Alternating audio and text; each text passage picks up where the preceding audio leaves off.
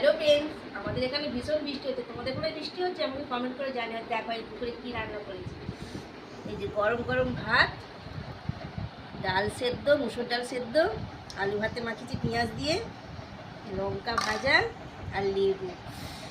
গরম গরম ভাতের সঙ্গে লেবু মেখে এই লঙ্কা ভাজা দিয়ে আলু ভাতে জমে যাবে। নুনটা একটু বাস কর।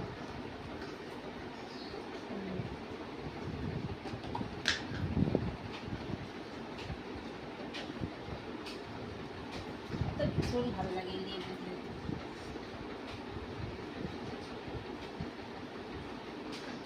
একটা রস